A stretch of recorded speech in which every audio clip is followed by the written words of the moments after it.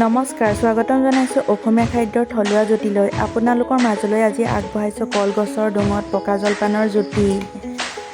আজি জলপানত আছে তেতেলী পতীয়া চিৰা, ম'হৰ আঠা দৈ, লগতে মুড়ি আৰু লগতে আছে এয়া গুড়।